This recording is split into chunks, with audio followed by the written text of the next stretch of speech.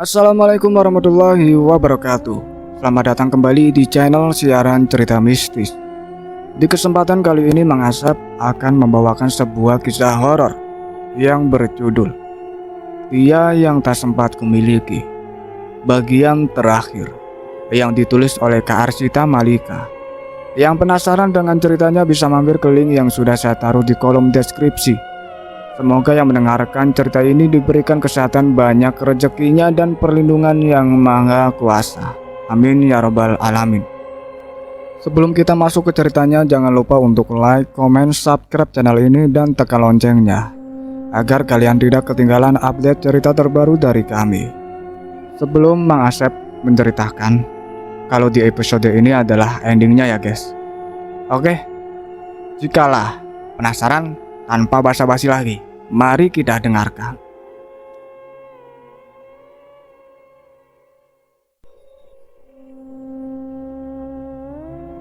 Hati Ardi makin sakit tak kala melihat luka goresan di tangannya yang cukup banyak, dan masih ada jejak darahnya yang sudah mengering. Apakah wanita ini sedang depresi?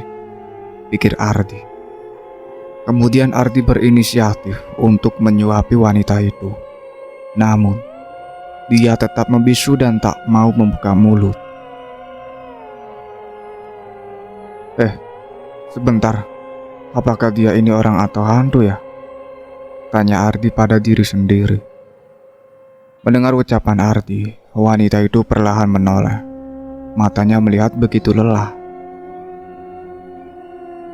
Aku manusia, tapi jiwaku sudah mati, lirihnya. Hah? Gimana maksudnya? Ardi tak paham. Aku sudah tidak punya semangat untuk hidup di dunia. Orang yang sangat kucintai mengacuhkanku, bahkan memintaku untuk memutuskan hubungan dengannya. Matanya mulai berkaca-kaca. Kalian suami istri? Tanya Ardi. Wanita itu hanya mengangguk pelan.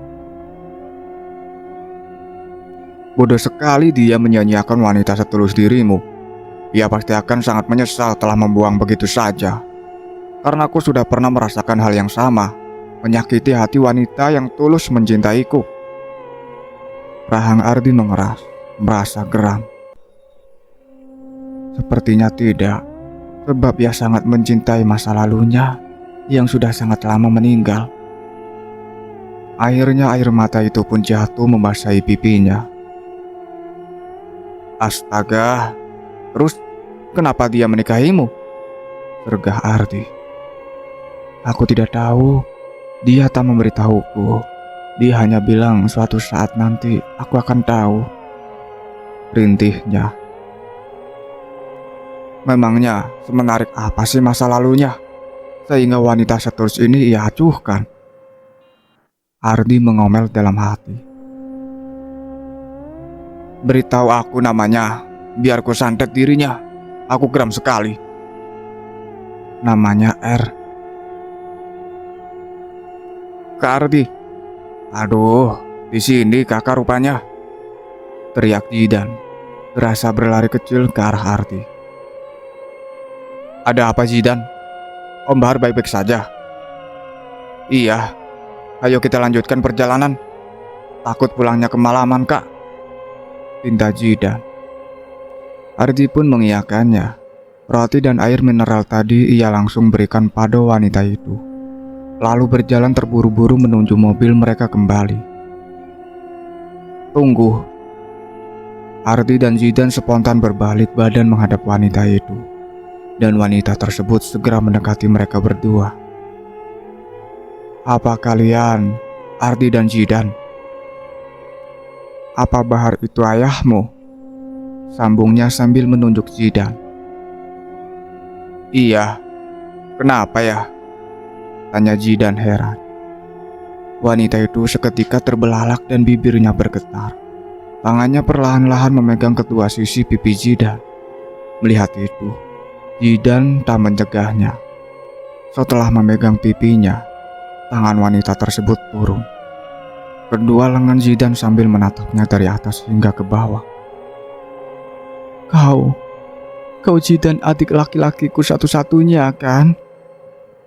Zidan melirik pada Ardi, seakan-akan lirikannya itu mengatakan, apakah dia?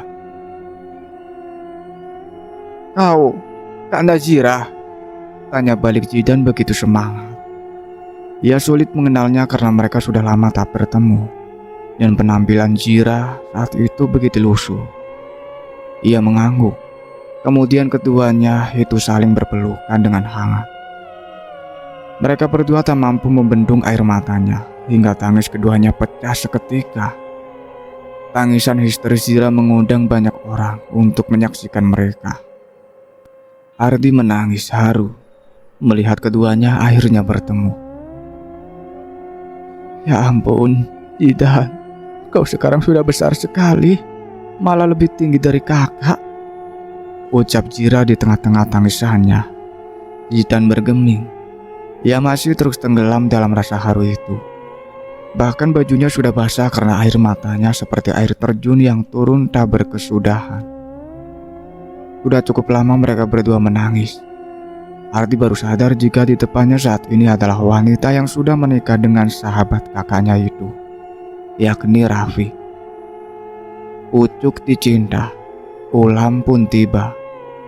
Tak disangka-sangka ia bertemu dengan Zira secepat ini. Ia sulit mengenalinya karena dahulu ia hanya sekilas melihat Zira. Di tengah asik merasa melo melihat kedua saudara itu bertemu kembali. Ardi terhenyak karena ia baru ingat kalau Bahar tengah sendirian di dalam mobil. Ia mengajak Zidan dan Zira untuk segera ke mobil. Keduanya pun mengangguk patuh. Mereka bertiga pun berlari kecil menuju ke sana. Bapak, pekik Zira ketika ia sudah ikut masuk ke dalam mobil. Hatinya tampak begitu sakit melihat sang ayah terbaring lemas tak berdaya. Ia memeluknya dan menangis di dalam dekapan itu. Tangisan Zira itu pun membuat Bahar jadi terbangun. Terlihat dari mata Bahar yang begitu terkejut melihat seorang wanita sedang memeluknya sambil menangis pilu. Namun, setelah Zidan memberitahu jika wanita itu adalah Zira, Bahar semakin terkejut. Matanya memanas. Air mata pria tua itu akhirnya menetes kala Zira mendongakkan dan menatapnya. Sepertinya ia sangat ingin membalas pelukan sang sulung, tapi apalah daya, ia tak bisa bergerak sama sekali. Begitu banyak yang Zira ceritakan pada mereka bertiga di dalam mobil, secara terperinci. Entah mengapa pikiran Ardi, Raffi sudah bersekutu dengan Abud. Sebab bagaimana jin menggunakan penutup kepala itu bisa menghuni rumah Zira dan Raffi? Apa tidak ada yang mencurigakan dari Raffi selama kalian menikah? Tanya Ardi. Tidak, kecuali ia selalu berbicara dengan hantu begitu romantis. Ardi terdiam lagi. Ia mencoba lagi menyusun puzzle-nya. Tunggu sebentar. Katamu dia selalu melakukan ritual di bawah gudang setiap malam Jumat. Dan kalau habis melakukan ritual itu, dia selalu keluar bertelanjang dada dan tersenyum sumringah. Zira mengangguk. Dengan otaknya yang dangkal itu, Ardi begitu kesulitan untuk menebak apa sebenarnya yang terjadi. Tidak mungkin. Ada apa, Kak? Tanya Zidan. Entah kenapa pikiranku malah ke arah yang salah. Aku berpikir kalau Raffi tidak sedang melakukan ritual untuk mencari tanda asih, tetapi ritual. Ardi tak melanjutkan ucapannya. Ia segera menyalakan mesin mobilnya. Zira, beritahu aku di mana rumahmu. Maaf ya Zidan, kita tunda dulu pengobatan Om Bahar. Aku janji habis dari rumah Zira, kita langsung ke tempat ruqyahnya. Soalnya, firasatku tiba-tiba tidak enak. Apa kau punya anak dari pernikahanmu dengan Raffi? Tanya Ardi buru-buru. Ya ampun, karena pikiranku sedang kalut, jadi lupa dengan kedua putraku. Baik, Aku akan menunjukkan lokasi rumahku. Jaraknya tak jauh dari sini, balas Jira.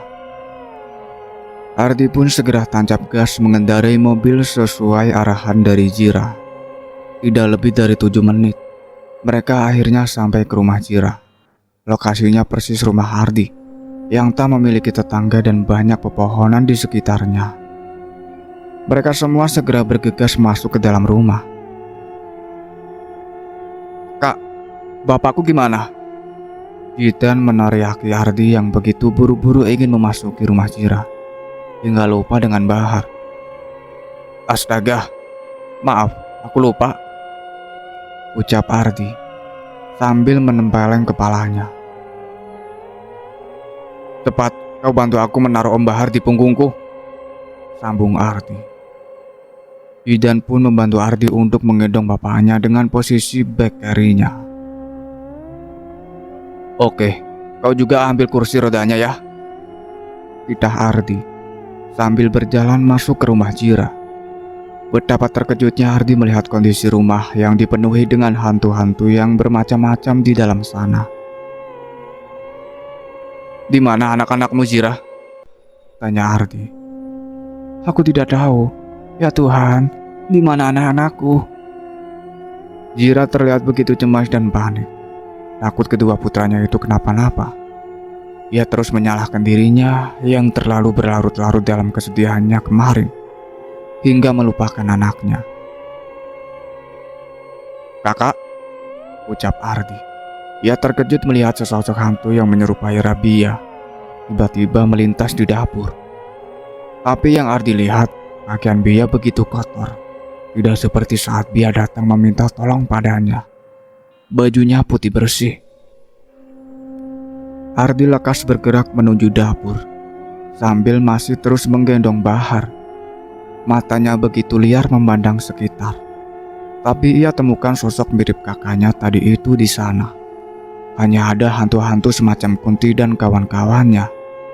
Ia juga tak melihat ada budak abut satupun di rumah Jira. Jira terus meneriaki nama anaknya, mencari keberadaan mereka berdua. Ardi menaruh Bahar sejenak di atas kursi dan membantu Jira mencari anak-anaknya di setiap penjuru rumah. Begitupun dengan Jidan. Jira sangat takut jika kedua putranya itu diambil oleh Raffi dan dibawa pergi jauh darinya. Ketika mereka hampir putus asa mencari keberadaan Ozel dan Ibram, tiba-tiba mereka berempat dikejutkan oleh suara tangisan yang begitu nyaring dari arah bawah.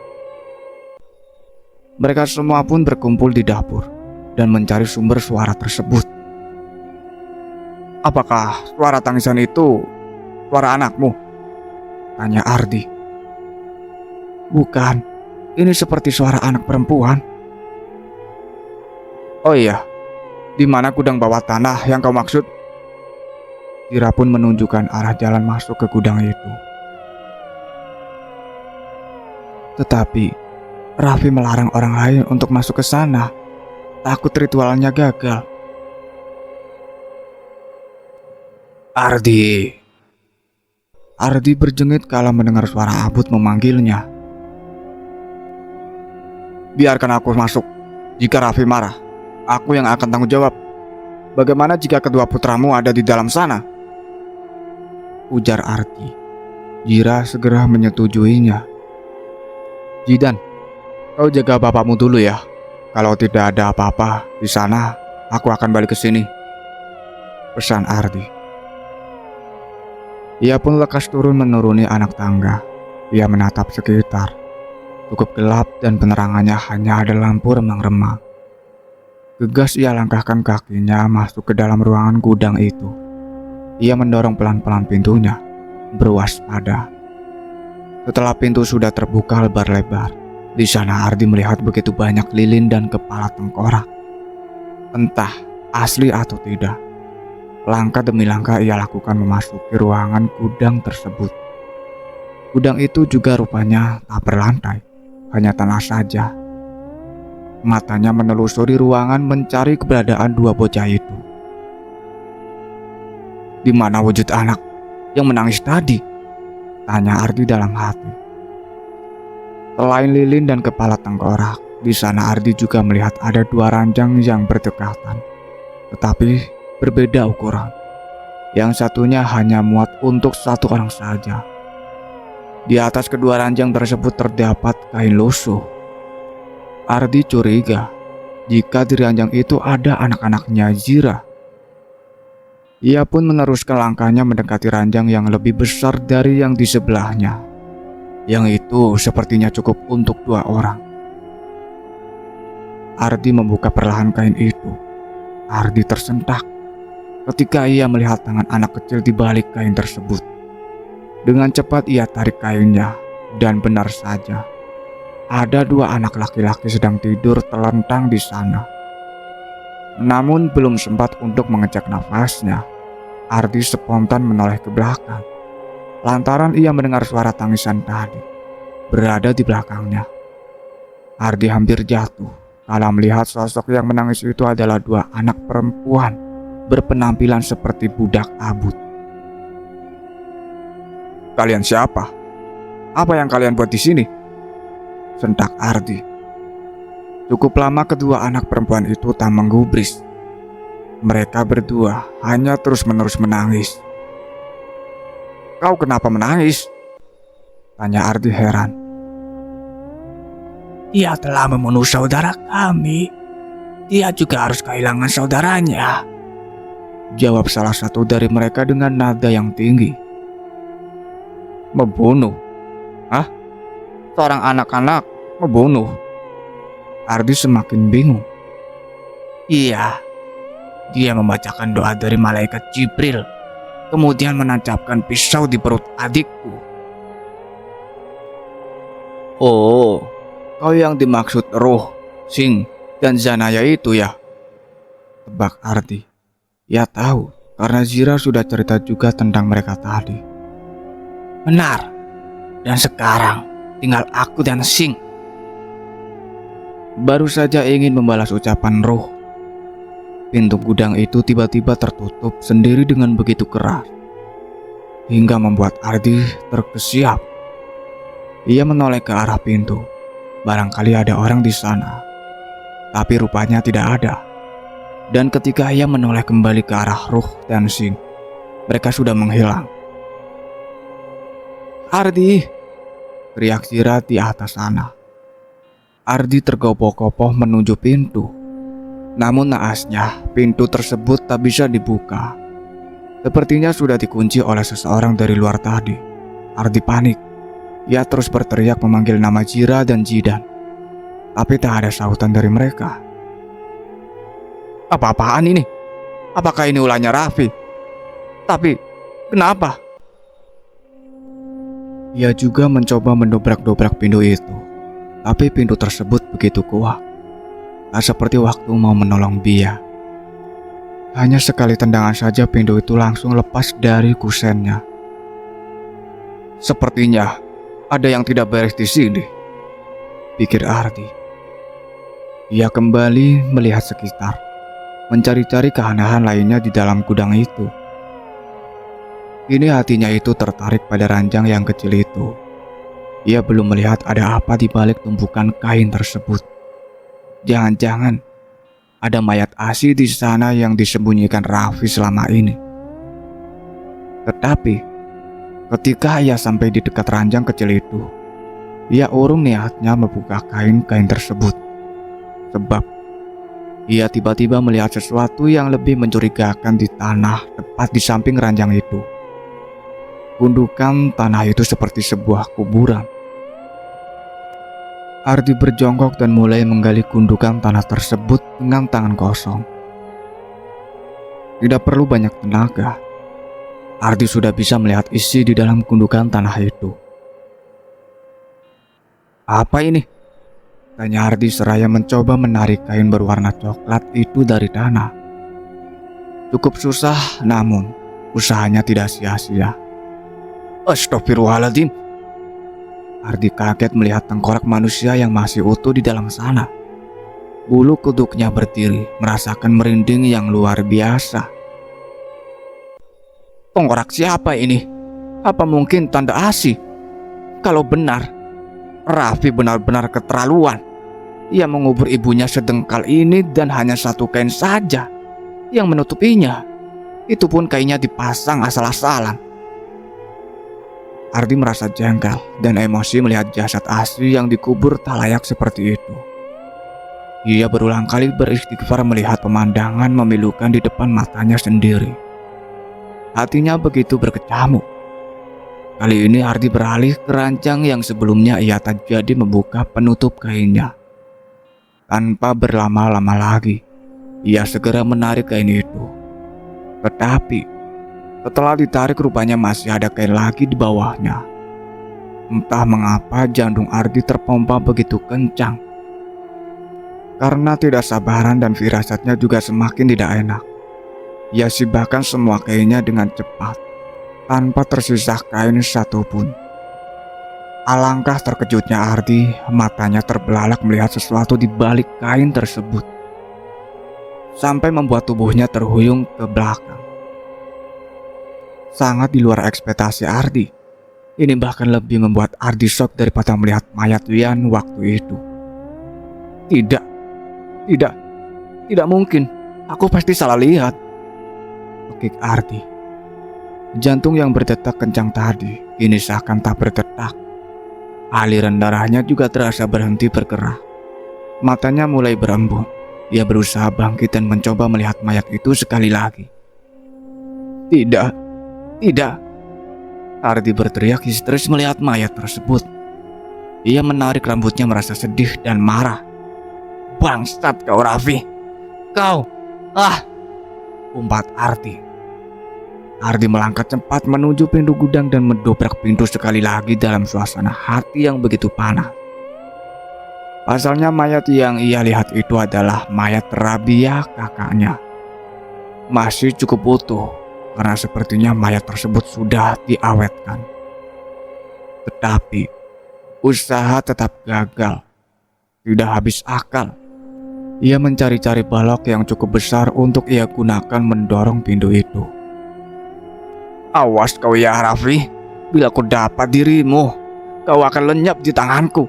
Akan kubuatkan kau tersiksa. Kau sudah mengambil jasad kakakku dan membuat arwahnya tidak tenang. Hardik Ardi, nafasnya memburu. Giginya bergemertak kuat membuat rahangnya mengeras. Amarah Ardi kali ini sangat tinggi, seakan haus akan darah Raffi. Berarti sudah bertahun-tahun arwah kakakku menderita, sambungnya. Kali ini suaranya terdengar bergetar, sebab hatinya terluka melihat nasib kakaknya. Tubuh Ardi luruh, lututnya terasa sangat lemas. Ia tak mampu berdiri, baginya ini teramat sakit daripada kematian Bia. Ia tak sanggup melihat lagi wajah mayat Bia yang terbaring kaku di atas ranjang itu. Tak lama kemudian, pintu gudang itu terdengar terbuka. Sontak, Ardi menoleh ke arah sana dan melihat siapa yang membuka pintu itu. Kedua mata Ardi memerah seketika melihat Raffi tengah berdiri di ambang pintu sambil memegang kaki Zira. Raffi kemudian masuk sambil menyeret tubuh Zira, keji sekali. Tanpa berpikir panjang lagi, Ardi langsung berdiri dan hendak melayangkan pukulan keras di wajah Raffi. Sebelum sempat memukulnya, Raffi lebih dulu menendangkan keras perut Ardi, sehingga membuat Ardi terseret cukup jauh. Ardi tidak menyerah, ia bangkit lagi dan bersiap menyerang yang kedua kalinya. Ardi! Teriakan Bia membuat Ardi menghentikan gerakannya dan berbalik ke belakang. Ardi menjerit kesakitan sebab satu pukulan keras berhasil mendarat di kepalanya. Tanpa belas kasihan, Raffi memukul Ardi menggunakan balok. Hal tersebut membuat Ardi pusing dan pingsan seketika. Bagus sayang, puji Raffi pada Bia sambil tersenyum licik. Setelah ia membuat Ardi tak sadarkan diri, selanjutnya ia naik ke atas untuk menyeret tubuh Jidan dan Bahar yang sudah ia buat pingsan lebih dulu untuk dibawa turun ke bawah gudang. Itu berarti kepala mereka terbentur-bentur di anak tangga. Benar-benar tak punya hati. Entah dari mana ia belajar menjadi penjahat seperti itu. Semuanya sudah berada di dalam gudang. Raffi menyeringai puas melihat mereka semua terjebak di perangkapnya. Semua berhasil sesuai rencananya. Tak sampai di situ saja, ia juga sudah siapkan tali untuk mengikat mereka semua. Terutamanya Ardi. Ia sudah menunggu lama momen ini. Setelah semua ia ikat, kini ia beralih ke Ardi. Tetapi ikatan Ardi berbeda dengan yang lain. Raffi mengikat kedua tangan dan kaki Ardi di kayu yang sudah ia tancapkan di tanah membentuk pola segi empat. Posisi yang lain bersandar di tembok, sedangkan Ardi terlentang di tanah. Kalau Ozil dan Ibram masih di posisi yang sama, tiduran di atas ranjang. Mereka masih tak sadarkan diri, belum tahu pasti apa yang membuat mereka sampai tak sadarkan begitu lama. Tak tahu apa yang ingin Raffi lakukan selanjutnya. Sepertinya ia menunggu semuanya tersadar dulu. Ditunggu-tunggu akhirnya Zira adalah orang pertama yang tersadarkan. Ia berusaha mengangkat kepalanya yang masih terasa pusing itu. Pandangannya masih buram dan berputar. "Aku di mana?" liris Zira. "Oh, kau sudah sadar sayangku?" tanya Raffi begitu lembut. Sontak saja Zira menoleh ke arah sumber suara itu. Ia menatap Raffi dengan tatapan sayu. "Raffi, apa yang sudah kau perbuat? Di mana yang lainnya? Dan di mana kau menyembunyikan kedua putraku?" Pekik Zira. Tubuhnya kini dipenuhi oleh keringat dingin. "Apa kau sudah buta? Adik dan ayahmu tepat di dekatmu. Anak-anakmu ada di atas ranjang di depanmu. Dan Ardi juga berada di depanmu," jawab Raffi dengan santai. Zira langsung menoleh ke sebelah kanan dan kirinya. Benar saja Jidan dan Bahar ada di sampingnya. Penglihatannya masih kurang jelas, membuatnya sulit melihat sesuatu di depannya. "Jidan, bangun dek, bangun. Teriak Zira mencoba membangunkan Jidan yang berada di sebelah kanannya. "Iya, bangunkan mereka sayang. Aku dari tadi menunggu mereka untuk sadar." Panggilan sayang dari Raffi itu membuat Zira seketika merinding. Tak seperti biasanya yang salah tingkah atau tersipu. "Bia, kau di mana? Aku mohon muncullah sebentar saja untuk menyadarkannya," liris Zira. "Kau mencariku?" tanya Bia. Zira langsung tersenyum lega. Bia akhirnya datang memenuhi panggilannya. Bia pun mendekati Zira yang sedang tak berdaya itu. "Zira, kau kenapa? Apa kau baik-baik saja?" tanya Bia merasa khawatir. "Iya, tidak apa-apa. Aku mohon, kau sadarkan Raffi di sana. Sepertinya dia benar-benar sudah gila karena kematianmu," kata Zira. Bia menoleh pada Raffi yang sedang berdiri di samping Ardi. Ia memberikan tatapan mendelik pada Raffi dan secepat kilat ia mendekat pada sahabatnya itu.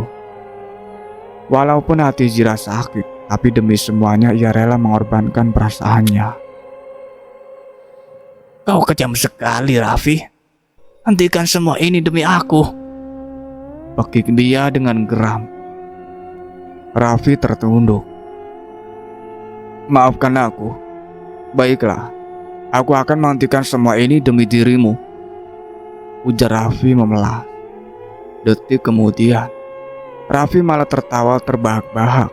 Begitupun dengan Bia, yang tadinya Zira merasa lega, kini ia merasa sangat bingung.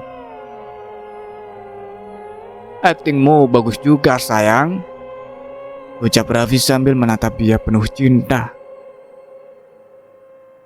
"Apa maksudnya ini, Bia? Kau telah menipuku," bentak Zira.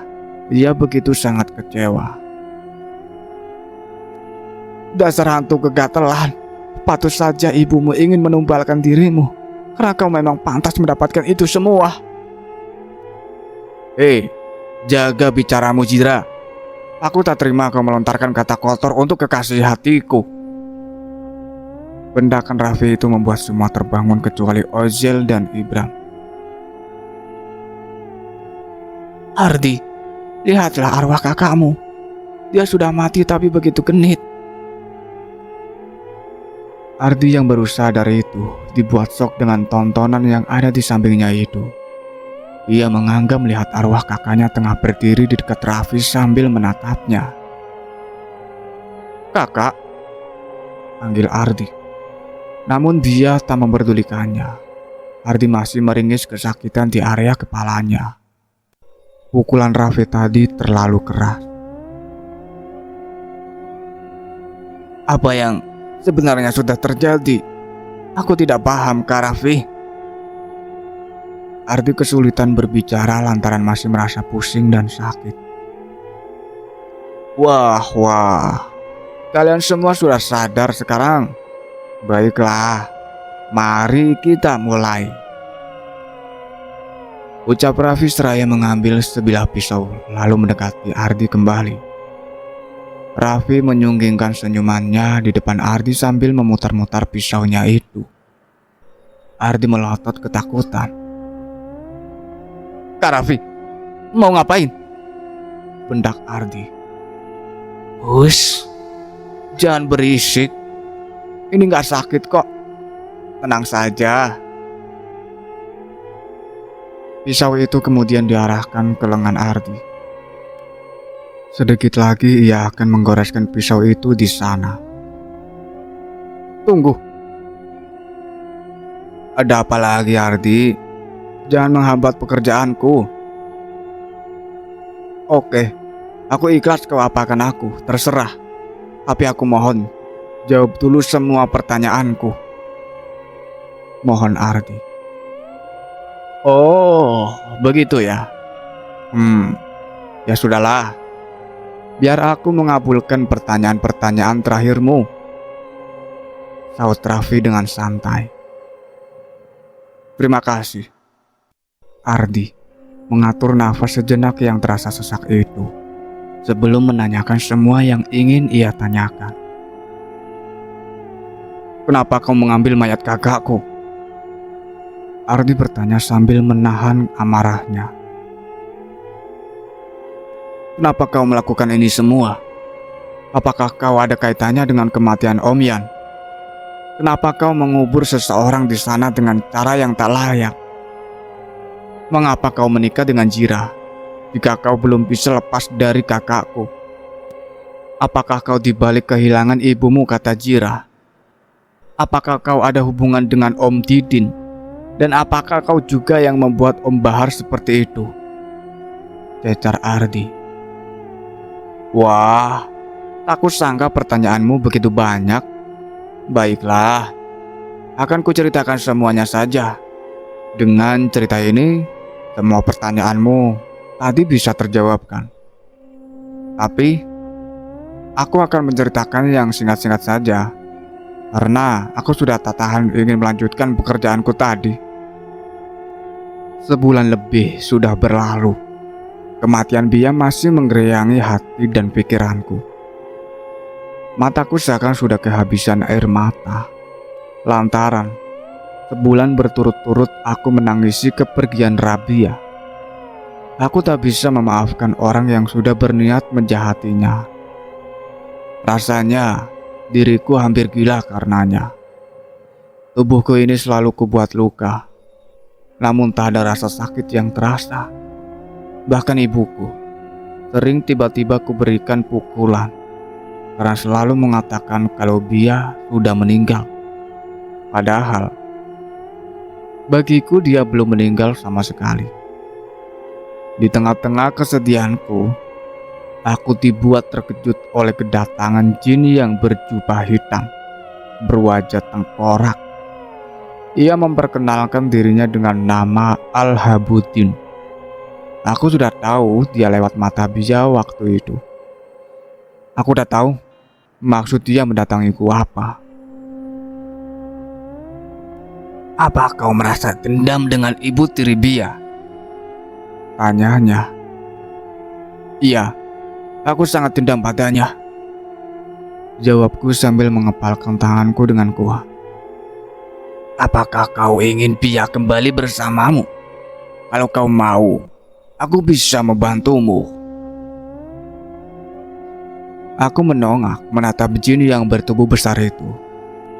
Entah kenapa, dia ingin menolongku keluar dari kesedihan ini. Padahal, aku bukan keturunan dari pewaris dirinya. Tapi, aku tertarik dengan tawarannya itu. Jadi ku setujui saja. Baiklah, jadi kau harus mengambil mayat Bia. Setelah itu, kau akan kuberikan mantra agar mayatnya awet dan Bia bisa kembali hidup. Tuturnya. Lalu, aku diam sejenak, memikirkan resiko yang akan kudapatkan jika aku melakukan ini. Apakah hal ini tidak mengganggu ketenangan arwah Bia? Udahlah, sepertinya tidak. Malah yang ada, Bia sepertinya akan senang kita berdua bisa bersama tanpa ada yang mengganggu batinku. Aku pun menyetujuinya lagi. Bagus, tapi kau harus memberiku tumbal satu manusia agar semua berjalan sesuai keinginanmu. Ya, aku akan memberimu tumbalnya. Apapun akan kulakukan demi hidup bersama dengan Bia. Tekadku. Padahal, saat itu aku masih berpikir, siapa yang bisa kujadikan tumbal? Tapi, kutepis dulu mengenai itu. Aku harus fokus dulu untuk membangkitkan arwah pujaan hatiku. Malam ini, aku berniat untuk mengambil Bia di dalam kuburannya. Ku ajak salah seorang yang berada di desa sebelah untuk membantuku. Ya, dia Om Didin. Kenapa dia? Ya, karena ia pernah terkenal sebagai pembunuh bayaran di desanya. Jadi aku menawarkan pekerjaan ini untuknya dengan upah yang cukup lumayan besar. Setelah ia menyetujuinya, kami pun pergi ke TPU sambil membawa alat untuk menggali kuburan seperti cangkul, sekop, dan lainnya. Kami ke sana menggunakan mobil yang disewa oleh Om Didin karena akan sulit jika membawa mayat menggunakan motor. Namun, tentu saja tak semudah itu untuk mengambil mayatnya, sebab dia dimakamkan di TPU yang dimana pasti ada yang selalu menjaga di sana. Tetapi saat itu sepertinya tidak ada orang-orang di sana. Aku dan Om Didin segera ngibrit ke kuburan Bia. Tanpa berlama-lama lagi, ku gali kuburannya sampai aku melihat papan untuk melindunginya dari tanah. Semua berjalan lancar, aku bisa mengangkat mayat Bia naik ke atas. Entah kebijakan apa yang diperbuat semasa hidupnya, hingga bau mayat kekasihku itu tak berbau busuk. Padahal sudah sebulan lebih ia di dalam sini. Bahkan tubuhnya juga hanya lecet sedikit. Lalu aku dan Didin menutup kembali liang lahat taper penghuni itu dengan cepat. Naasnya, kami dipergoki oleh Om Yan yang sedang jaga saat itu. Aku segera menyuruh Om Didin untuk mengejar Om Yan yang hendak kabur untuk memberitahu warga akan aksi kami. Sedangkan aku segera membopong mayat kekasihku yang terasa tak kaku sama sekali. Kubiarkan saja Om Didin mengejar Om Yan. Aku percaya dia bisa mengatasi pria tua itu. Di hatiku tak ada rasa takut sedikit pun. Mungkin karena perasaan ingin menghidupkan Bia kembali sangat besar. Aku mengendarai mobil dengan suasana hati yang begitu bahagia.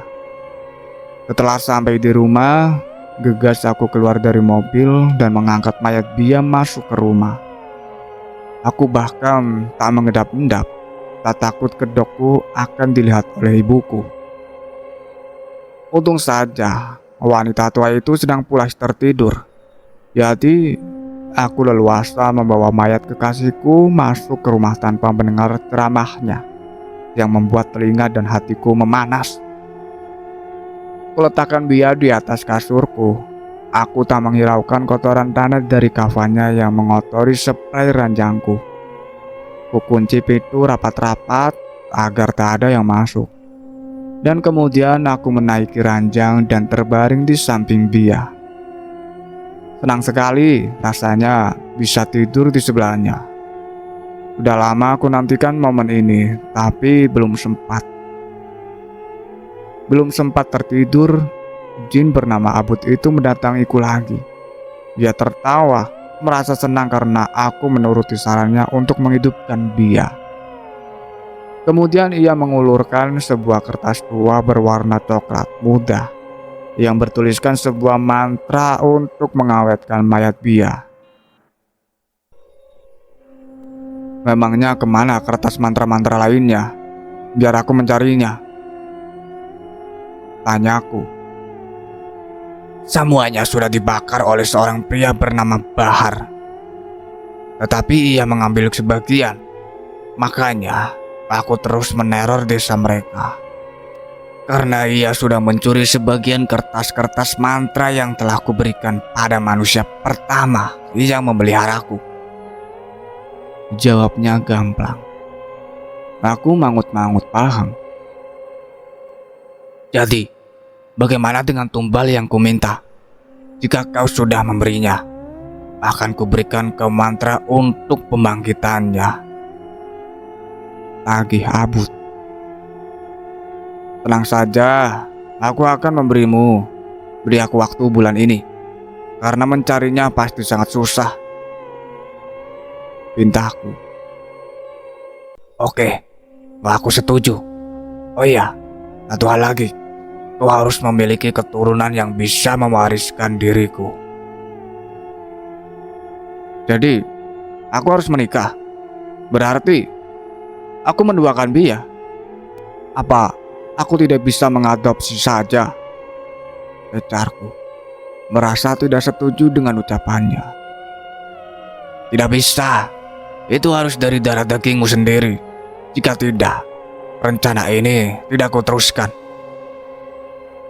Aku pun menyetujuinya setelah berpikir cukup lama.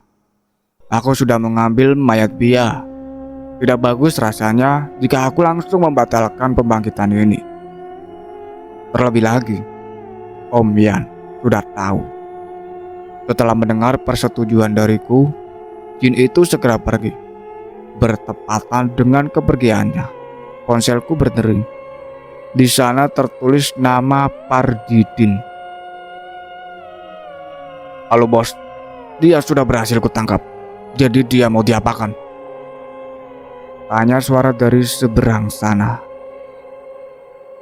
Kau sekap saja dulu di mana terserah dirimu. Yang penting tak ada orang yang melihatnya. Baiklah, aku memutuskan dia disekap di rumahku saja.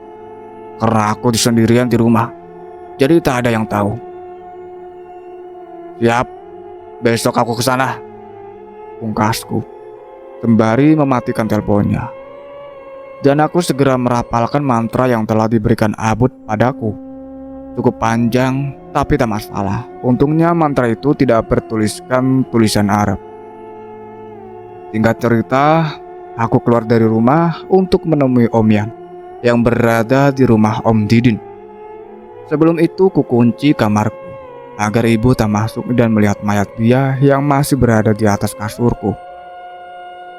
Kulajukan mobil secepat mungkin agar cepat sampai di sana.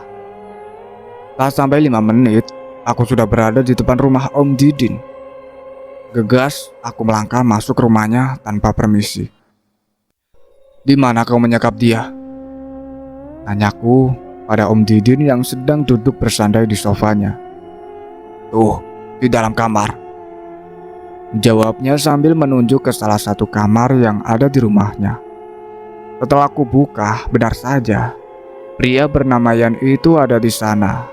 Mulutnya dilakban dan tangan kakinya diikat. Aku memuji hasil kerja Om Didin. Ia memang jago dalam hal kejahatan seperti ini. Kulepaskan lakban yang menutupi mulutnya dengan kasar. Kutatap ia dengan tatapan dingin. Apa kau masih mau memberitahu orang lain atas apa yang kau perbuat semalam? Kau ini sebenarnya baik atau jahat? Kenapa kau tega mengambil jasad Deng Bia? Saya kira kau itu pacarnya. Pekiknya. Berisik. Saya ini berniat untuk membangkitkannya supaya aku bisa memilikinya. Karena dia pergi sebelum aku memikirkan sepenuhnya.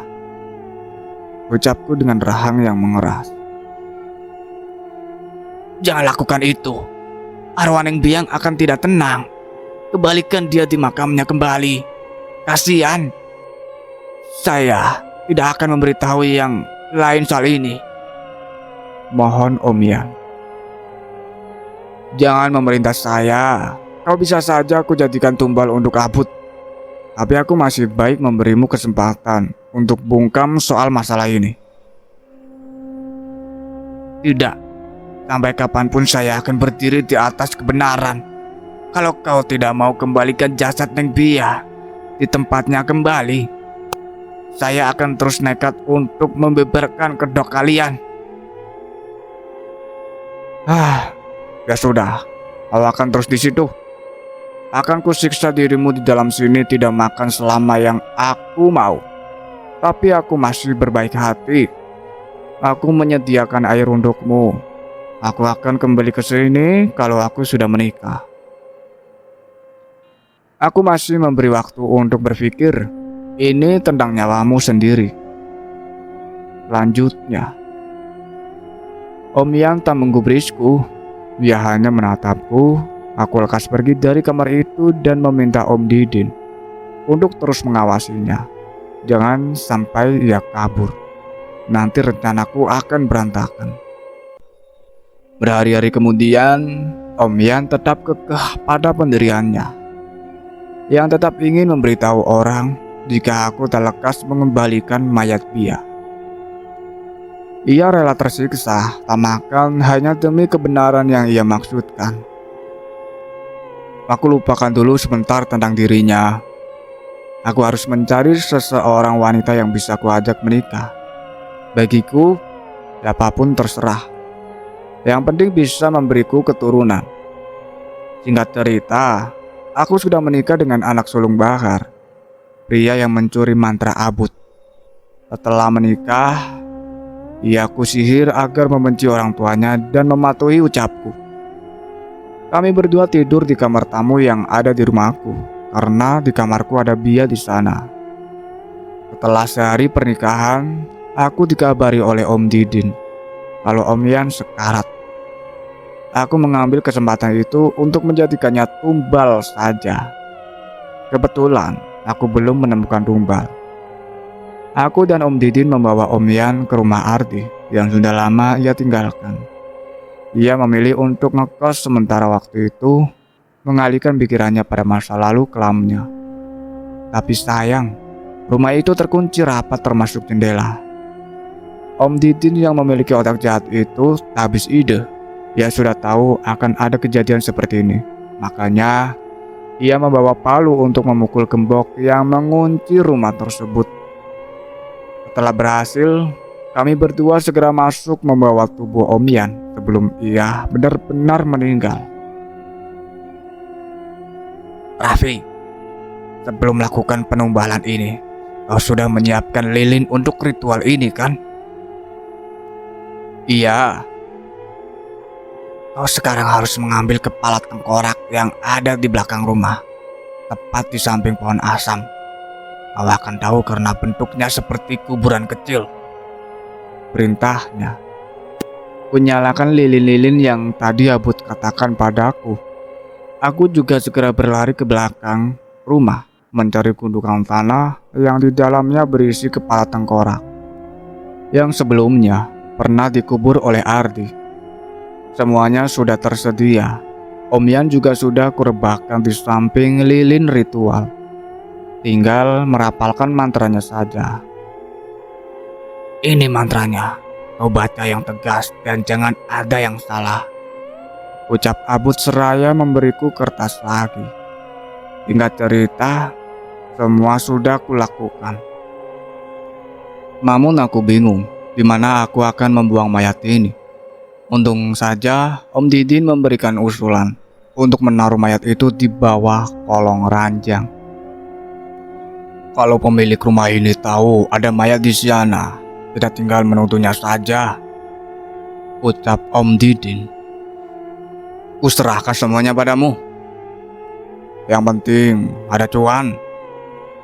Tenang saja, aku akan menjual rumahku dan pergi dari kampung ini agar mertuaku tak mengganggu.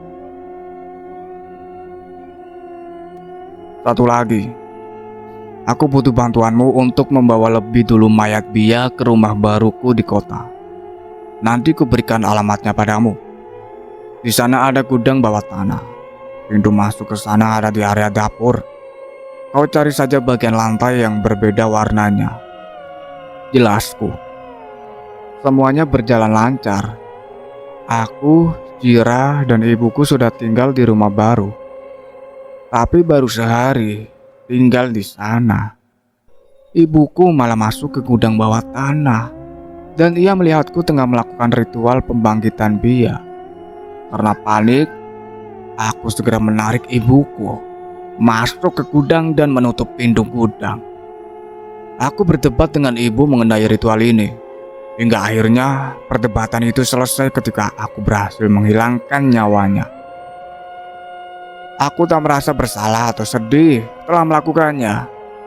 Karena aku sudah lama geram dengan dia. Pasalnya, ia terus menceramaiku.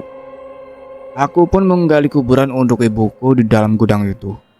Biarkan dangkal, asal bisa masuk di sana dan tak terlihat. Sebelum itu, aku melilitkan kain pada tubuhnya dengan asal. Setelah melakukan itu, aku kembali melanjutkan ritual pembangkitan itu. Betapa senangnya hatiku kala melihat arwah Bia yang terlihat begitu nyata seperti manusia. Bahkan tubuhnya bisa aku peluk dan cium. Tidak lama kemudian, Jin Abut itu datang lagi untuk memberitahukanku sesuatu. Kau harus melakukan ritual wajib padanya setiap malam Jumat sebagai pengganti tumbal. Tapi ingatlah, hanya di malam Jumat, di hari-hari yang lain kau tidak boleh melakukannya. Pesannya. Ritual apa? Apakah ada mantra lagi yang ingin kau berikan padaku? Tanyaku penasaran. Tidak, kali ini tidak menggunakan mantra apapun.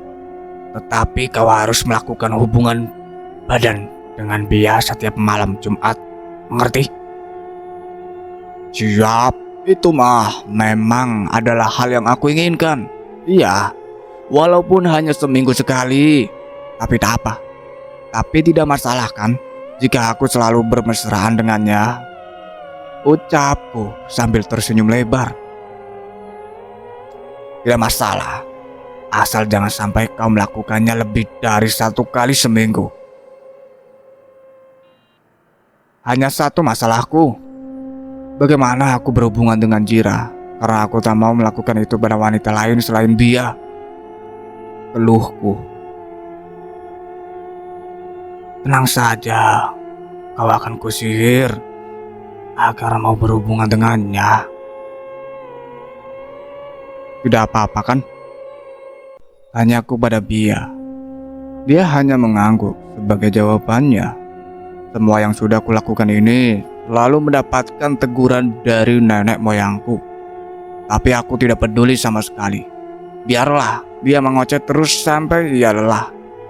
Karena ocehannya tak akan membuatku berhenti melakukannya. Jadi kuanggap angin lalu saja. Setahun kemudian, aku dikaruniai seorang anak laki-laki. Aku senang akhirnya bisa memiliki pewaris Jin Abut. Tetapi sayangnya, Dia malah tidak normal. Ia mengalami Down syndrome. Dan itu adalah berita buruk bagiku. Pasalnya, Abud meminta pewaris yang normal. Alhasil, aku harus memiliki anak satu lagi. Tidak mudah, karena butuh 3 tahun untuk mendapatkan momongan lagi. Dan kali ini, aku bisa bernafas lega. Sebab anakku yang kali ini normal. Yang pertama Jira memberinya nama Ojel. Yang kedua ini, aku yang memberi nama yakni Ibram Al-Habudin. Seperti yang dikatakan Abud, aku harus menaruh nama di belakang nama anakku yang akan jadi pewaris jin. Tetapi nama Ibram Al-Habudin itu kusembunyikan dari semua orang. Dan nama Ibram di akte kelahirannya. Dan yang lainnya hanyalah Ibram, tanpa ada Al-Habudin di belakangnya. Takut ada yang tahu soal ini, seperti Jira. Karena pastinya bapaknya sudah menceritakan banyak mengenai jin peliharaan keluarga Furqon, termasuk soal nama itu. Dan satu lagi, aku juga punya anak dari hasil hubunganku dengan Bia. Umurnya lebih 2 tahun dari Ibram. Mereka adalah Ruh, Sing, dan Janaya. Mungkin inilah maksud dari Abud yang lebih memilih aku berhubungan dengan Bia daripada mencari tumbal. Karena hasil perhubungan lebih banyak dari sekedar tumbal. Namun sebuah tragedi membuatku naik pitam, di mana kedua putri kembarku itu mengadu jika Janaya sudah terbunuh oleh Bram, putraku. Anak itu memang terlihat luar biasa. Ia bisa melukai bahkan membunuh hantu dan jin yang notabene makhluk halus. Aku pun masih bingung dengan keistimewaannya itu. Karena ia sudah membunuh putri bungsuku, maka aku berikan hukuman. Di saat Jira pergi entah kemana, karena sebelumnya aku sudah berdebat dengannya. Aku mengambil kesempatan untuk menculik anakku sendiri yang sedang bermain di halaman belakang rumah. Kubius mereka berdua sampai mereka pingsan. Dan Abud mengirimkan 2 budak terhebatnya untuk memasuki raga Ojel dan Ibram agar mereka berdua tak cepat sadar. Tetapi ini bukan berarti budak itu akan menghuni raga mereka. Tidak, karena ini hanya sementara. Lalu Abud memberitahuku jika Hardi dan yang lainnya akan datang ke rumah untuk menuntut jawaban atas apa yang sudah terjadi. Jadi kususun rencana dengan Abud untuk menjebak mereka semua. Lalu aku bersembunyi di tempat yang tak terlihat di gudang bawah tanah. Dan ketika Hardi sudah masuk ke gudang, aku segera keluar dan berlari naik ke atas membawa balok. Jira dan Jijan terkejut melihat kedatanganku. Tanpa berlama-lama lagi, mereka segera kuantam menggunakan balok. Dan di waktu yang dekat, Abud mengunci pintu gudang dengan sebuah mantra khusus, sehingga kamu tak mampu keluar dari sana. Bagaimanapun usahanya, kubiarkan dulu kamu melihat semua isi gudang itu, termasuk kuburan ibuku dan mayat kakaknya. Dan ketika waktunya sudah tiba, aku membuka pintu dan sambil menyeret tubuh Jira. Karena aku sudah tahu kamu akan menyerangku, kusiapkan tendangan terkuatku untuk menendang perutnya. Dan ketika ia ingin menyerangku sekali lagi, dia datang membantuku dengan memanggil kamu dari belakang. Hal itu membuat penyerangan kamu terhenti dan aku langsung memukulnya begitu keras menggunakan balok. Selama mendengar cerita dari Raffi, semuanya tercengang dan diam tak berkutik. Jira dan Ardi sama-sama memiliki perasaan yang benar-benar marah. Jadi, selama ini kau sudah membohongiku. Kau menikah denganku hanya karena kau ingin memberikan keturunan untuk mewarisi jin laknatullah itu. Benar-benar biadab kau, Raffi. Bagi Jira begitu geram. Kau sudah tahu kan jawabannya sekarang, sayang? Cih, jangan memanggilku dengan sebutan itu. Aku jijik. Dasar wanita bodoh. Olok Raffi. Raffi, persetanan kau ya? Kau begitu sama saja menyiksa kakakku. Kau bukan mencintainya, tapi kau hanya terobsesi padanya. Ardi mengombati Raffi untuk melepaskan semua amarahnya. Kau bahkan lebih kejam dari ibuku. Ibuku masih punya hati, tidak mau membunuh orang yang ada hubungan darah dengannya. Tidak sepertimu yang tega membunuh ibunya sendiri. Bahkan kau menumbalkan Om Ian. Dia orang baik. Kau benar-benar gila, Raffi. Aku tak habis pikir dengan pemikiranmu. Otakmu itu sudah dicuci oleh Abud. Kau tahu bersekutu dengan itu salah, tetapi kau malah bekerja sama dengannya. Kau bodoh, tolol, goblok. Ardi mencacar Raffi habis-habisan. Matanya memerah karena amarah yang meluap-luap. Bahkan urat-urat di lehernya terlihat jelas saking ia geramnya pada kelakuan Raffi. Kau tidak tahu rasanya Ardi ditinggalkan oleh orang yang tak sempat dimiliki. Dia juga setuju dengan apa yang ku perbuat, jadi aku tidak masalah. Dengarkan aku, Raffi. Aku pernah diteror oleh tangisan kakakku. Dia menangis terisak-isak memintaku untuk menemuimu dan Om Ian. Itu apa maksudnya jika dia tak sakit hati atas perlakuanmu padanya?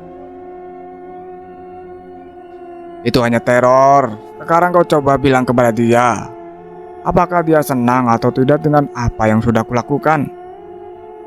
Ujar Raffi dengan santai. Aku tak percaya dengan dia. Hatiku mengatakan kalau dia bukanlah Bia yang asli.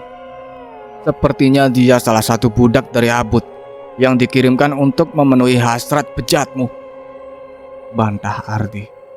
Raffi marah mendengar ucapan Ardi. Ia mendekat pada Ardi.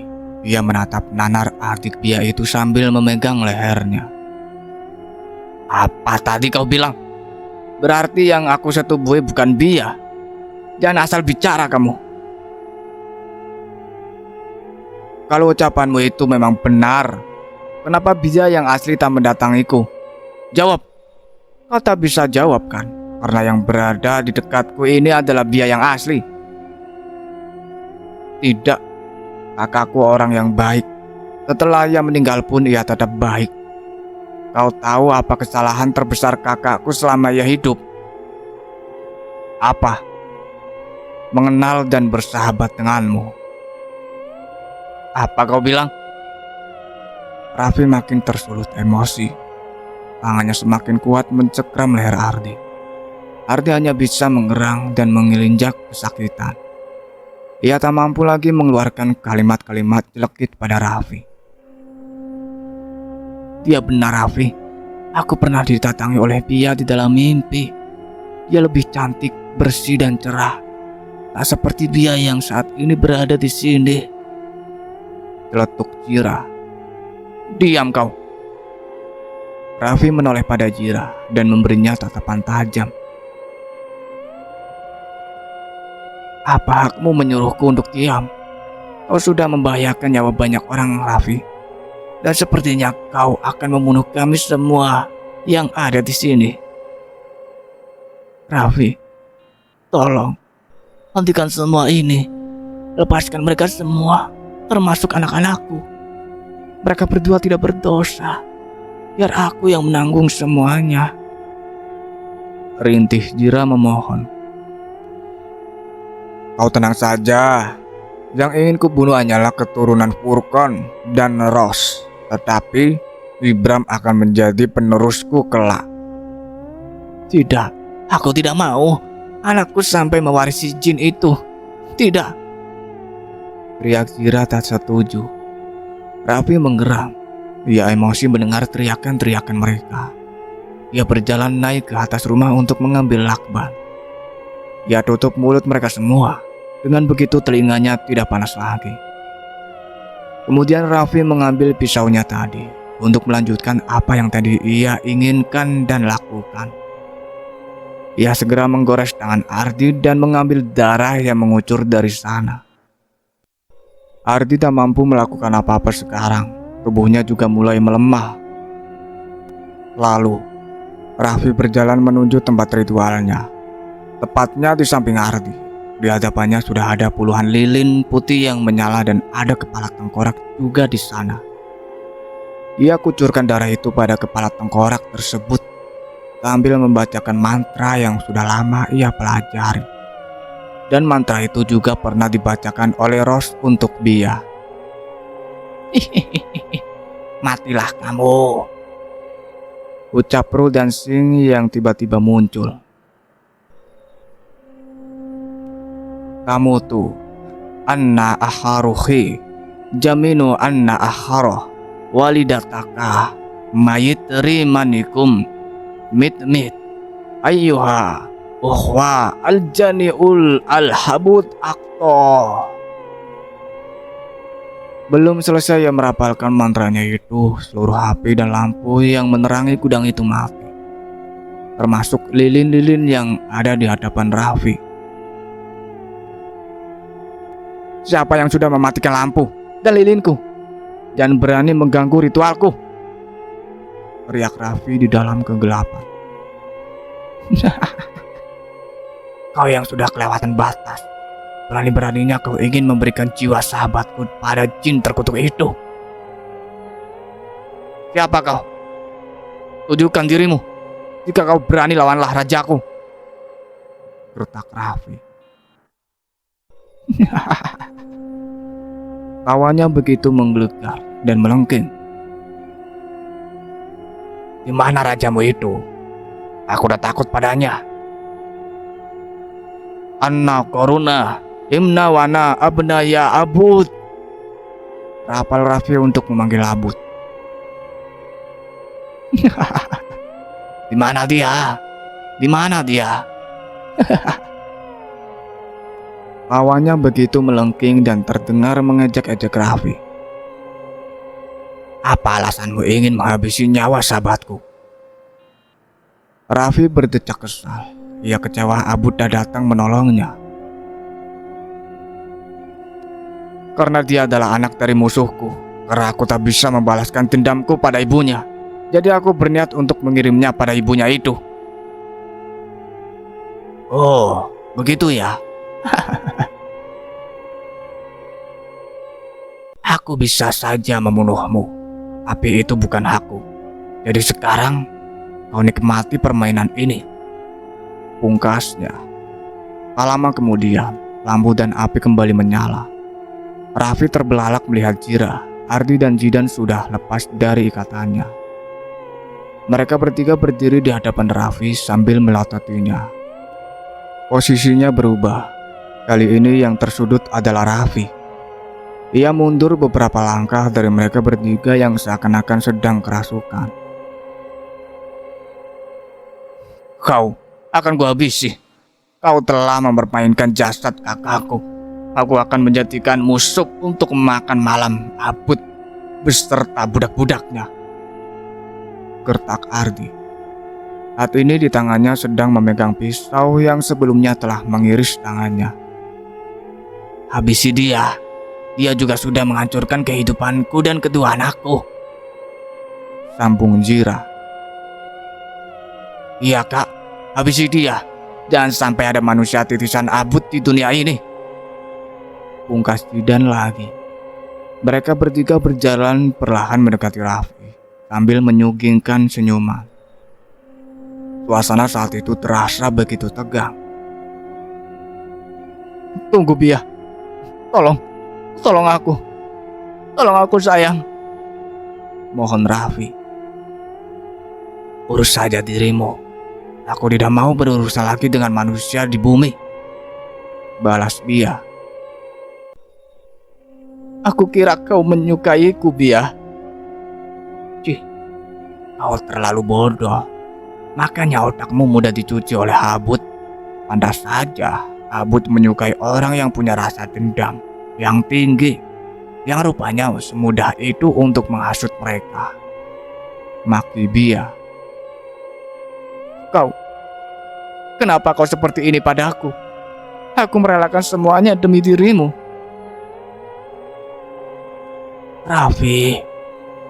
Teriakan itu membuat semuanya menoleh pada sumber suara yang berada di belakang Ardi, Jira, dan Jidan. Ardi yang awalnya meradang itu, seketika sedih sekaligus senang melihat Bia yang asli akhirnya muncul di dekat mereka. Ardi pun gegas mendekati arwah kakaknya. Akhirnya, kakak muncul juga. Aku sudah yakin jika dia bukan kakakku yang asli, ucap Ardi merasa lega. Bia, apa-apaan ini? Kenapa ada dua? Tanya Raffi tak mengerti. Raffi, aku kecewa banget sama kamu. Kau sudah membuatku tak tenang hingga harus berkentayangan seperti ini bertahun-tahun, ucap Bia. Suaranya terdengar bergetar. Raffi tak bersuara. Dia masih bingung dengan apa yang terjadi saat ini. Oh, aku mengerti sekarang, celetuk Ardi. Yang di pikiranmu itu benar, Ardi. Yang berdiri di sana memang Bia, tapi bukan Rabia, melainkan Sabia. Rupanya kau masih mengingat kembaranku itu, ungkap Rabia. Apa? Kau punya kembaran? Tanya Raffi terkejut. Benar. Apa kau ingat hari itu, Raffi? Di mana kau datang menjemputku di rumah dan kau melihat di dalam tubuhku seperti ada makhluk halus. Nah, dialah kembaranku yang dikirimkan oleh Habut untuk mendiami tubuhku atas perintah ibu tiriku. Kau tak tahu mengenai masa laluku karena waktu kejadian kematianku kau tak ada di sana. Raffi semakin terbelalak. Dia tak mampu berkutik lagi. Dia benar-benar mati kutuk saat ini. Kak, kenapa dia kembali jahat? Aku kira dia sudah baik. Kau tahu kan, Ardi? Jika ia harus menjalani hukuman berat dari Abud karena Sabia telah mengkhianatinya, saat ini ia sedang menjalani hukuman itu. Dirinya sedang tersiksa saat ini karena Abud sudah menaruh kutukan di tubuhnya. Dia bukan Sabia yang dulu lagi. Jelas Bia. Lalu, kenapa kau tidak menghentikan langkahku, Bia? Tanya Raffi. Karena aku hanyalah arwah biasa seperti ibuku, Aluna dahulu. Kami tak bisa berbuat apa-apa. Diriku ditahan oleh Abud untuk tidak muncul di hadapanmu ataupun di mimpimu. Berarti yang aku setubuhi itu Sabia? Benar, jawab Rabia. Kau sudah tahu kan sekarang? Aku pergi dulu. Selamat menerima semuanya. Tawa Sabia seraya pergi menghilang meninggalkan Ardi. Kami pergi juga, ayah, ujar Roh. Ia juga meninggalkan Raffi sendirian di sana. Raffi semakin terpojok. Hei, Abud, dasar pengecut kau. Jin macam apa kau ini? Sama hantu, wanita saja kau tak berani menjumpainya, maki Raffi pada Abud. Dia merasa kecewa dan emosi dengan Abud yang tak kunjung muncul di saat-saat seperti ini. Raffi, aku hanya ingin menjadikanmu bonekaku. Bosan rasanya jika aku harus menganggur karena tak punya manusia yang mewarisiku. Tugasku untuk mengabulkan keinginanmu sudah selesai. Aku tidak menawarkan diri untuk menolongmu. Dan lagian, yang kau sebut hantu wanita itu, dia bukan hantu biasa. Dulu dia anak yang memiliki kodam yang sangat kuat. Makanya dia terbilang sangat pintar. Tetapi jika ia marah, Semua yang berurusan dengannya akan habis di tangannya. Nah, sampai ia mati pun tetap masih sekuat dulu. Makanya aku sempat menawarkan Ardi untuk memberikanku hantu yang bernama Rahas itu. Karena bagiku, dia adalah roh yang istimewa. Kita kembali ke belasan tahun yang lalu, di mana Abu dan Ardi bertemu di penjara. "Kenapa kau datang ke sini?" gertak Ardi. "Tenanglah dulu. Aku tahu siapa yang melakukan ini padamu. Aku bisa membantumu untuk mengakhiri hidupnya. Tapi dengan satu syarat. Berikan makhluk yang kau sebut dengan nama Rahas itu. Dia bukan hantu biasa." Ardi terbelalak mendengarnya. "Memangnya Rahas hantu yang seperti apa, sehingga kau terlihat sangat menginginkan dirinya?" "Kau tanyakan saja pada dia." Tidak mau. Bagaimanapun dia, baik dia kuat ataupun tidak, aku tidak mau menyerahkannya. Walaupun dia sedikit cengklek, tapi dia sudah kuanggap sebagai sahabat, bahkan keluargaku. Pergilah kau. Aku tak mau berurusan lagi denganmu. Mau seterpuruk apapun diriku, aku tak akan mau meminta bantuanmu, gertak Ardi. Seandainya aku lebih dulu bertemu dengannya, mungkin dia sudah bergabung denganku. Tapi sayang, dia bertemu Ardi lebih dulu. Kalau sudah memiliki teman, dia pasti tak akan mau bergabung pada yang lain, batin Abud. "Oke, aku terima keputusanmu. Panggil saja diriku jika kau membutuhkanku." Pungkas Abud. Ia pun pergi secepat kilat meninggalkan Ardi. Ardi pun akhirnya bisa bernafas lega. "Kenapa kau bersembunyi?" tanya Ardi pada Rahas yang sedang celingak-celinguk di belakang Ardi. "Abud sudah pergi kan?"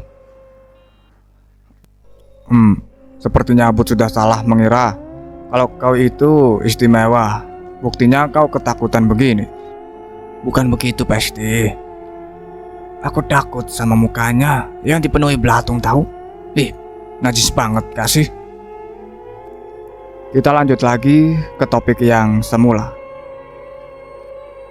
"Ah, sialan," teriak Raffi. "Aku sudah memperingatimu bukan?" Suara nenek moyang Raffi. Sang nenek itu perlahan muncul di dekat mereka. "Nenek, kau tahu kan kenapa aku muncul di waktu ini?" "Ah, berarti ucapan nenek saat di mimpiku itu akan jadi kenyataan?" Raffi bertanya dengan raut wajah yang pucat pasi. Nenek moyang itu tersenyum miring. Ibram yang sedari tadi tak sadarkan diri itu mendadak terduduk dengan mata yang melotot. Ia berdiri tanpa harus dibantu oleh tangannya. Lalu kepalanya menoleh cepat ke arah Raffi seraya menyeringai. Ia kemudian meraih pisau yang ada di genggaman Ardi. "Tamatlah riwayatmu," tegas Ibram. Lalu ia berlari begitu kencang menghampiri ayahnya, sambil mengangkat tangannya yang sedang memegang pisau. Kemudian ia mendorong tubuh Raffi hingga terjatuh dan menidihi Raffi, bersiap menancapkan pisau tersebut. "Ibram, tunggu," teriak nenek moyang Raffi. Semua orang terbelalak. Jantung mereka seakan berhenti berdetak menyaksikan hal tersebut. "Ada ucapan terakhir, Raffi." "Nenek, bantu aku." "Di mana raja yang kau maksud itu? Kemana dia?" "Kukira kau tak menginginkan bantuanku lagi." Ucapan Raffi membuat neneknya tertawa geli. "Sekarang Ibram," perintah si nenek. "Tunggu dulu, aku ingin tahu kenapa Ibram seperti ini." "Raffi, apakah ayahmu tak pernah cerita padamu? Dahulu aku sudah pastikan akan ada keturunanku yang istimewa. Dia memiliki 3 jin Islam pendamping yang sangat kuat. Hanya saja, kalau ia marah, amarahnya sulit terkontrol. Nah, dialah anak itu, Ibram. Kau hendak menjadikannya penerus Al-Habuddin, tapi kau telah salah. Ibram bisa saja menghancurkan Al-Habuddin jika ia sampai bertemu dengannya. Raffi semakin shock mendengar semua kenyataannya yang sebenarnya. Apa yang kau tunggu? Cepat habisi dia, Ibram. Pinta nenek itu dengan suara yang lebih tinggi. Raffi tak mampu melawan atau bahkan menghindar dari Ibram saat itu, sebab kekuatan Ibram terasa begitu kuat. Sepertinya saat ini Ibram dikendalikan oleh jin pendamping yang dimaksud oleh si nenek. Selamat tinggal, ayah. Pisau itu berhasil menancap tepat di jantung Raffi. Semuanya serentak berjengit mendengar suara senjata itu menghujam jantung Raffi.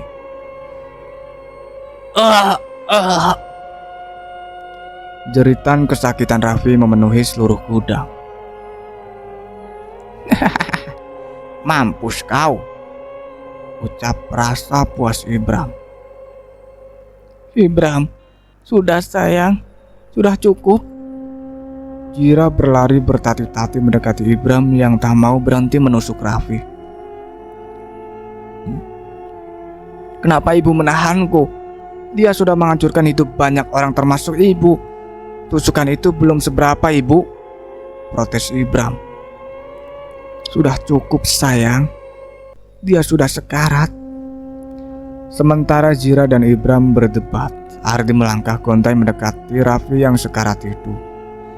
Ia menarik ke arah bajunya dan menatap nana Raffi. Hidungnya mengeluarkan nafas yang berat seperti banteng yang hendak menyeruduk orang.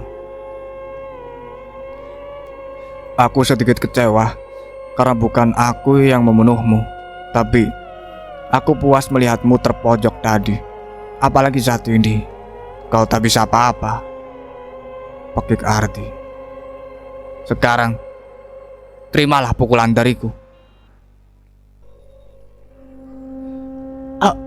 Aku sangat mencintai Bia kakakmu. Ucapan Raffi tergagap lantaran nafasnya sudah sesak. Bahkan di saat ia sekarat pun masih mengucapkan nama Bia. Sebesar itu cintanya pada Bia. The real, aku tidak bisa hidup tanpamu. Tak ada semenit setelah mengucapkan kalimat itu, Raffi akhirnya menemui ajalnya. Setelah ini ia harus menjalani hukuman di neraka karena telah bersekutu dengan jin. Dia sudah tiada, ungkap Ardi sambil menatap semuanya. Entah mengapa air mata Jira seketika turun mendengar berita itu. Di satu sisi Jira senang semuanya sudah berakhir, tetapi di sisi lain hati kecilnya juga sakit melihat kepergian Raffi. Seakan ia tak mendengar kalimat terakhir dari Raffi tadi. Begitu akhir yang tragis untuk seorang Raffi, hanya karena satu wanita. Dia ingin menghancurkan satu dunia. Ibu yang selalu di sampingnya, selalu mengkhawatirkannya juga ia bunuh. Ia tak tahu perasaan Asih saat ia koma waktu itu. Dan hanya Asih yang selalu menemaninya. Di sana tak ada Bia yang menjenguk, karena dia sendiri sedang diambang kematian. Ardi berdiri mematung di samping jasad Raffi. Ia tertegun sebab ia merasa dijavu dengan rentetan kejadian ini. Astaga, ini adalah mimpi burukku waktu itu. Mimpi yang pernah kukatakan pada kakakku saat aku curhat dengannya di ruang tamu. Tetapi tak kuceritakan karena aku lupa. Ardi. Suara lirih memanggil Ardi. Ardi dan yang lain terkejut mendengar Bahar bisa bicara. Ada apa, Om? Tanya Ardi seraya berlari tergopoh-gopoh mendekati Bahar. Maafkan Om ya. Om sudah menculik sebagian mantra warisan ayahmu yang waktu itu kau memintaku untuk membakarnya. Ucap Bahar tersendat-sendat karena menangis. Iya Om, Ardi maafkan. Ardi hanya menyangkanya karena hal itu membuat orang-orang di desa harus terkena teror dari Abud. Om tidak tahu jika akan berakibat seperti itu. Tapi Om mengambilnya karena penasaran saja. Tak ada maksud lain. Seperti bersekutu dengannya, itu tidak. Ardi percaya ke Om. Baiklah, saya titip permohonan maaf saya pada warga di sana karena kebodohan yang sudah saya perbuat. Terima kasih, kau datang di waktu yang tepat dan menyelesaikannya semuanya. Dan satu hal lagi, kau masuk penjara karena Didin berhasil menyuap polisi itu. Hanya itu yang ingin ku sampaikan. Saya pamit. Bapak, teriak Jira dan Jidan. Kalian jaga ibu kalian baik-baik. Bapak tidak bisa berlama-lama lagi. Bapak hanya dikasih waktu sebentar untuk bicara. Bapak menyayangi kalian semua, ujar Bahar. Bahar pun menghadapi sakaratul mautnya. Jira dan Jidan tak mampu membendung air matanya. Begitu pula dengan Ardi, tetapi ia berusaha untuk tetap tegar. Ia kemudian menoleh pada arwah kakaknya yang masih ada di sana. Dia melemparkan senyuman manis pada adik tersayangnya itu. Kau berhasil Ardi. Terima kasih telah menolong kakak sekali lagi. Ardi membalasnya dengan anggukan dan juga tersenyum manis. Dia melayang mendekati Ardi sambil membentangkan kedua tangannya. Ia hendak memeluk sang adik. Melihat itu dengan senang hati, Ardi juga membentangkan tangannya bersiap untuk dipeluk dia. Namun, ketika dia sudah memeluknya, Ari tak bisa merasakannya karena Bia menembusnya. Saat itu juga arwah Bia pergi meninggalnya. Ardi tertunduk, bibirnya bergetar menahan tangis rindunya. Ia kemudian berjalan ke arah mayat sang kakak yang sudah mengering dan kaku. Tak ada kata ataupun kalimat yang bisa menggambarkannya. Betapa sakitnya hatinya melihat pemandangan itu. Jira, jagalah baik-baik kedua putramu, terutamanya Ibram. Dia mudah tersulut emosi jika dipancing. Suasana hatinya mudah berubah-ubah, walaupun ada nama Alhabuddin di belakang namanya. Tapi kau tenang saja, Abud tak akan berani menghasut Ibram atau bahkan menjadikannya pewaris jin, tutur si nenek. Jira mengiyakannya. Nenek moyang Raffi itu pun berpamitan. Hanya beberapa detik ia pun juga ikut menghilang dari sana. Singkat cerita, semua jenazah sudah ditutupi menggunakan kain, terutamanya jasad Asih yang sudah menjadi tengkorak. Mereka akan dikuburkan sebentar malam di TPU yang ada di desa Bahar. Sepanjang perjalanan menuju desa, air mata mereka masih saja mengalir tiada henti. Ardi tak menyangka akan terjadi kejadian seperti ini 2 kali. Ia kira setelah ibunya meninggal, Abud sudah pergi jauh, namun nyatanya tidak. Di sana sudah ada Jira dan Ismi yang menanti kedatangan mereka. Sebelumnya Jidan juga sudah memberitahukan jika Bahar sudah meninggal. Jadi ketika mereka datang nanti, Jira dan Ismi tidak akan terkejut lagi. Setelah puluhan menit kemudian, akhirnya mereka sudah sampai di rumah. Mereka disambut oleh isak tangis orang ramai. Rupanya begitu banyak orang yang menyayangi Bahar. Karena semasa hidup beliau memang suka menolong orang-orang. Keempat jasad tersebut kemudian dibawa ke dalam rumah. Ada tangis sedih dan ada tangis haru yang terdengar. Pasalnya Jira sudah kembali ke pelukan keluarganya lagi. Di sana Ardi meminta maaf atas nama Bahar, karena ulah Bahar sudah membahayakan nyawa warga desa. Setelah itu ia juga meminta maaf atas namanya sendiri, karena semua ini berawal dari keluarganya. Syukur semuanya bisa memaafkannya. Jelin, aku minta maaf karena aku tidak bisa menolong Om Bahar. Lirih Ardi. Tidak apa-apa kak, yang penting sekarang dia sudah tenang dan tidak merasakan penderitaan lagi. Kakak juga sudah menemukan kakakku Jira. Itu sudah cukup untuk mengobati luka ini, balas Jelin seraya mengusap air matanya. Ardi tersenyum sambil mengucapkan terima kasih karena Jelin sudah memaafkannya. Tangan kakak kenapa bisa terluka? Oh ini, tadi Raffi mengambil darahku untuk ritualnya. Tapi untung dia menolongku tepat waktu. Siapa? Bukan siapa-siapa. Jelin P3K ya buat ngobatin lukanya. Gak usah Zel, nanti biar aku yang ngelakuin, tolak Ardi. Ya sudah, kalau Kak Ardi gak mau, pungkas Jelin. Hatinya sedikit kecewa dengan penolakan itu. Untungnya ada Ibram dan Ozel di samping Ismi, karena berkat mereka berdua, Ismi tidak berlama-lama di dalam lautan kesedihan. Sebab inilah juga yang dinanti-nantikan oleh Ismi, bertemu dengan cucu-cucunya. Apalagi kedua cucunya adalah laki-laki.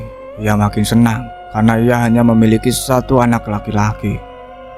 Singkat cerita, ketika jasad tersebut dibawa menuju TPU, liang lahat untuk Bia masih yang dulu, yang berada tak jauh dari makam Luna dan Furkon. Sudah kedua kalinya juga Ardi membantu memasukkan jasad sang kakak ke liang lahat. Namun tak sesedih dulu, kali ini ia sudah lebih ikhlas lagi. Kalau dulu ia belum siap akan kematian Bia yang mendadak. Beristirahatlah yang tenang kakak, datanglah ke mimpiku sekali-kali ya, ucap Ardi. Orang-orang yang membantu memasukkan jasad Raffi ke liangnya pada mual-mual lantaran bau yang keluar dari jasad Raffi begitu busuk. Padahal belum ada sehari ia meninggal. Mungkin itu azab seorang yang semasa hidupnya pernah bersekutu dengan jin dan sudah membunuh ibunya sendiri. Sehabis dari mengurus makam kakaknya, Ardi menghampiri seorang petugas di TPU itu. Ia menanyakan keberadaan makam Mian, mantan petugas di sana. Syukur petugas itu tahu makamnya. Dengan begitu dia pun menuntut Ardi ke makam Mian. Sepertinya yang Anda maksud Ian itu, ucap petugas tersebut sambil menunjuk salah satu makam yang ada di sana. Ardi pun mengarahkan pandangannya ke makam yang ditunjukkan petugas itu dan membaca nama yang tertulis di nisannya. Wah, sepertinya benar, karena tanggal kematiannya 14 tahun yang lalu. Anda hebat, bisa tahu orang yang saya maksud, puji Ardi. Saya tahu karena saya anaknya. Ardi tertegun. Ekspresi senyumnya berubah menjadi ekspresi tercengang. Maaf, saya tidak tahu. Berarti kau tahu mengenai kematian ayahmu? Tidak, sampai sekarang saya tidak tahu penyebab yang sebenarnya. Saya hanya tahu jika Anda masuk penjara karena tuduhan sudah membunuh bapak saya. Saya sudah tahu penyebab kematian beliau setelah Kak Raffi menceritakan semuanya. Ah, benarkah? Tolong beritahu saya. Saya sudah menantikan ini belasan tahun lamanya, ujarnya begitu penasaran. Ardi pun menceritakan semuanya pada anak Ian itu secara gamblang. Sepanjang cerita, anak Ian itu terus menganggap tak percaya. Hingga di akhir cerita, ia pun menangis pilu, sebab kematian bapaknya begitu menyedihkan. Yang sabar ya, bapak Anda sangat baik. Makanya saya ingin mendatangi makam beliau dan berterima kasih padanya karena terus membela kebenaran. Awalnya saya kira dia berniat jahat pada kakak saya. Rupanya tidak. Bisa beliau membuat saya sangat terharu, ucar Ardi sembari mengelus pundak anak Ian dan nisan Ian. Saya juga berterima kasih karena sudah menceritakannya pada saya. Wajar jika papa saya seperti itu pada kakak Anda. Karena semasa hidupnya dia juga selalu baik pada bapak saya. Saya tahu karena beliau selalu cerita ke saya setiap dia diberi uang oleh kakak Anda. Tungkasnya. Dari Kak Raffi dan Om Yan, aku belajar banyak. Mereka berdua sama-sama sayang pada kakakku. Tapi mereka berjalan di jalan yang berbeda untuk membuktikan rasa sayang itu. Batin Ardi. Jadi sekarang Anda yang menggantikan Om Yan di sini? Tanya Ardi. Benar. Saya juga turut prihatin atas tragedi yang sudah menimpa kakak Anda. Jika saya di posisi Anda, saya mungkin sudah gila. Mungkin inilah yang dimaksud oleh Allah.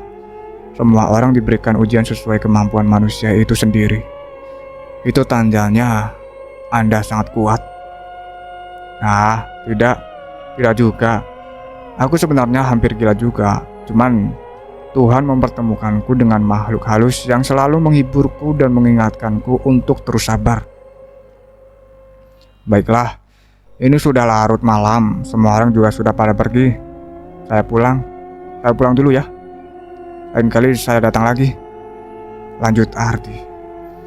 Ardi pun berdiri dan berjalan meninggalkan anaknya yang masih ingin berada di samping makam sang ayah. Di tengah perjalanan, ekor mata Ardi menangkap sesuatu yang aneh. Ia tampak berdiam sebentar, lalu menoleh ke kiri. Matanya terbelalak melihat kerumunan budak abut tengah mengelilingi makam Raffi di sana. Ardi, ucap mereka dengan begitu halus. Mendengar panggilan itu, Ardi lekas mempercepat langkahnya keluar dari TPU tersebut. Satu hal yang paling dibenci oleh Ardi adalah menjadi anaknya Furqon Al-Habudin. Kalau sudah begini, ia pasti selalu dimata-matai oleh mereka. Seandainya saja ia seperti Ibram, mungkin mereka semua tak berani mendekati bahkan sekedar mengusik Ardi. Singkat cerita, pagi pun tiba. Semua keluarga Bahar dan Ardi masih merasakan kesedihan yang mendalam. Kejadian semalam begitu menguras tenaga hingga membuat Ibram demam. Tapi untung saja demamnya tidak tinggi.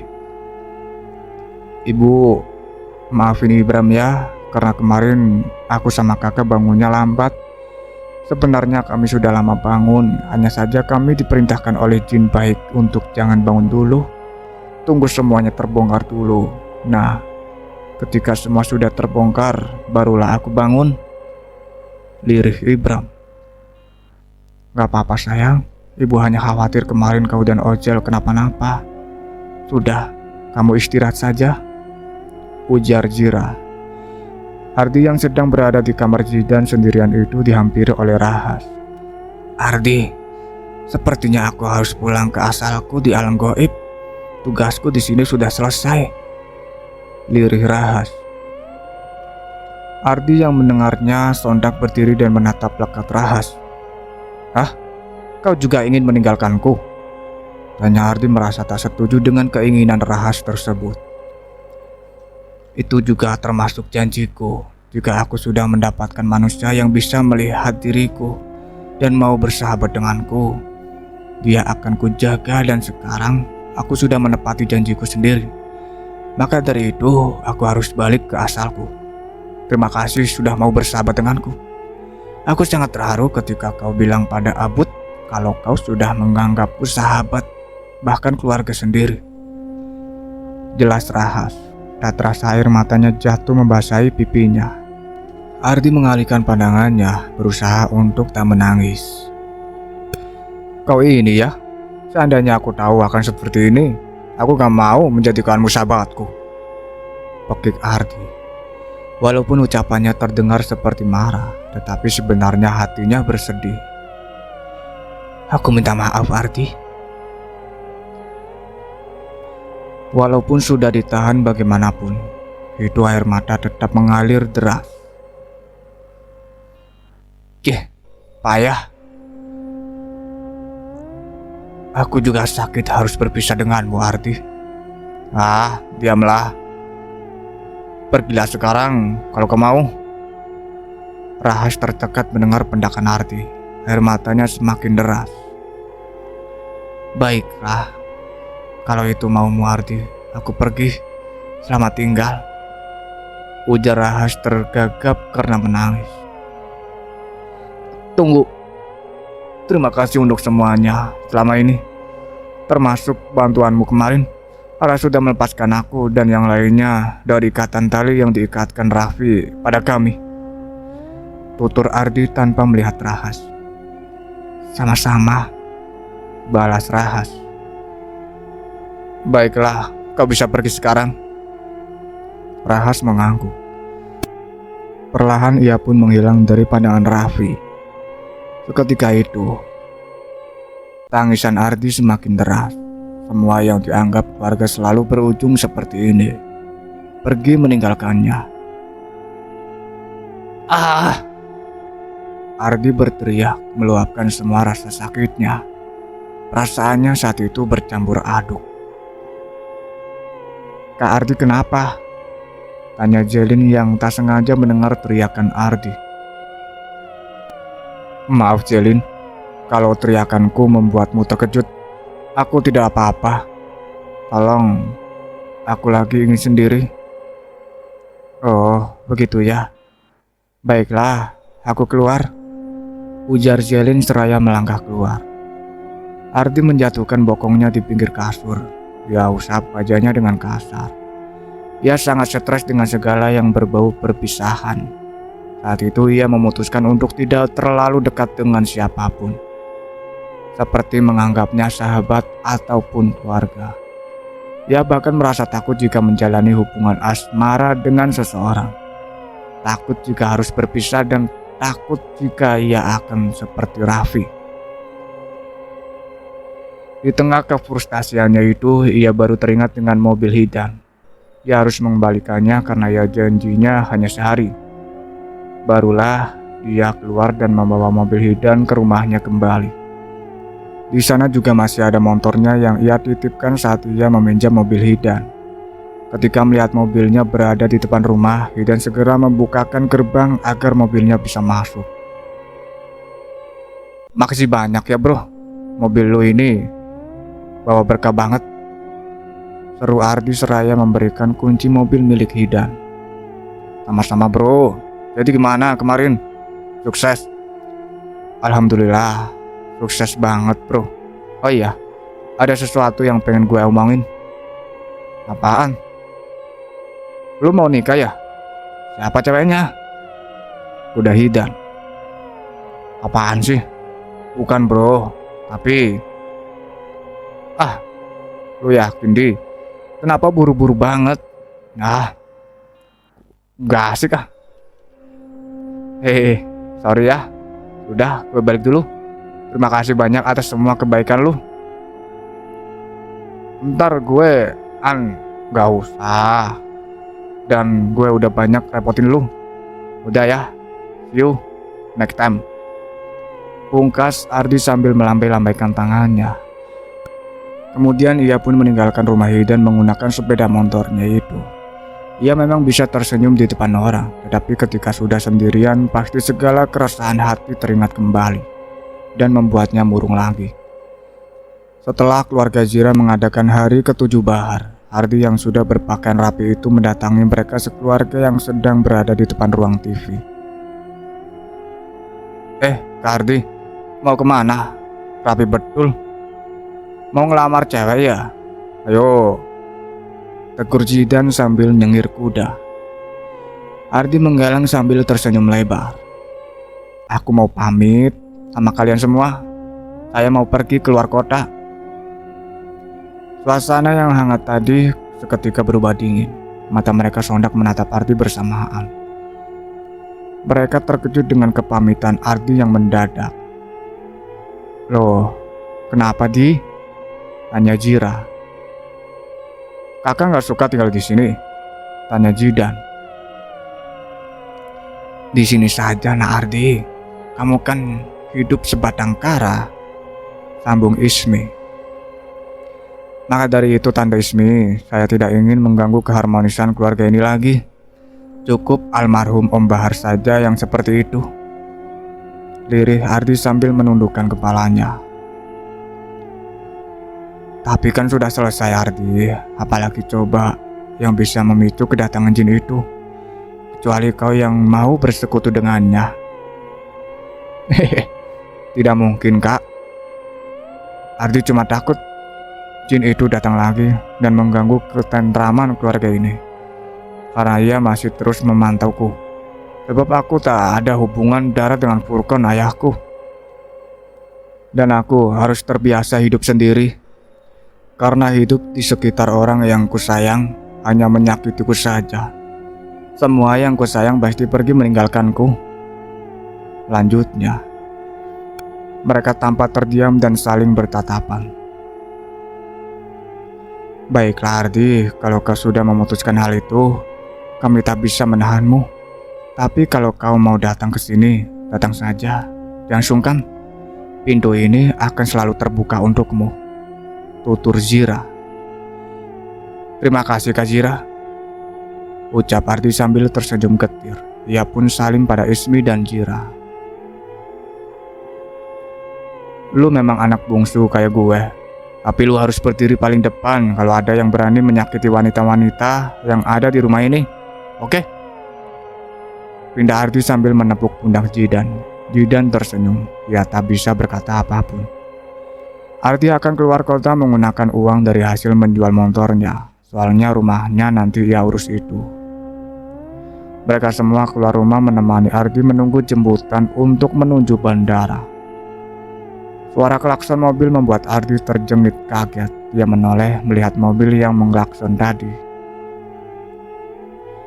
Itu kan mobil yang waktu itu kita pakai ke kota, seru Jidan. Ardi menggeleng sambil tersenyum melihat kelakuan sang sahabatnya. Dasar hidan tai, batin Ardi. Ya, mau tidak mau ia naik ke mobil Hidan. Padahal minggu yang lalu ia sudah melarangnya karena tidak enak harus merepotkannya. Tapi bukan sahabat namanya. Kalau sikapnya normal, gak sengklek. Kak Ardi, panggil Jelin. Mendengar panggilan itu, Ardi langsung membalikan badannya. Jelin gegas berjalan mendekati Ardi. Jelin cuma mau bilang, hati-hati di jalan, ucap Jelin sambil menunduk dan tersenyum tipis. Iya, itu pasti. Terima kasih. Oke, saya pergi dulu. Sehat-sehat ya dek, balas Ardi sambil mengelus kepala Jelin. Sontak, Jelin membulatkan matanya setelah mendengar Ardi memanggilnya dengan sebutan dek dan mengelus kepalanya. Kudit banget sih lu, Tih. Ingat, lu udah om-om. Olok Hidan. Iya, bacot banget sih lu. Kayak Rahas aja. Rahas? Cewek mana lagi itu? Lu jadi sugar daddy ya sekarang? Sembarangan lu. Udah jalan. Goodbye semua, teriak Ardi dari dalam mobil sambil melambaikan tangan tanda perpisahan. Ekspresi wajah mereka tak bisa berbohong. Mereka berusaha tersenyum namun air mata jatuh membasahi pipi mereka semua. Ardi, lu tahu polisi yang lagi viral nggak? Tanya Hidan. Enggak, lagipun kalau tahu nggak peduli juga. Dah, males gue bahas polisi. Katanya ada polisi bernama Alpian yang dipenjara karena nyabu, minum keras, kasus pemerkosaan. Nah, dia nggak sendirian tapi sama ketuanya yang berinisial S, jelas Hidan, tanpa peduli dengan ucapan Ardi barusan. Beneran? Kalau gitu kita ke kantor polisi dulu yuk. Seketika Ardi bersemangat setelah mendengar berita itu. Katanya nggak mau peduli. Wah, kalau yang begini beda cuy. Lebih cepat lagi bro. Hidan pun melajukan mobilnya lebih cepat lagi sesuai permintaan Ardi. Dan sesampainya di sana mereka gegas masuk ke dalam dan mencari napi bernama Alpian dan yang berinisial S itu. Pak, izinkan saya bertemu sebentar saja dengan tahanan yang viral itu, Boleh ya Pak, please. Mohon Ardi. Baiklah, tapi benar ya, sebentar saja. Siapa Pol? Polisi itu segera menuntut Ardi dan Hidan menemui napi baru tersebut. Wis, jadi lo yang viral itu.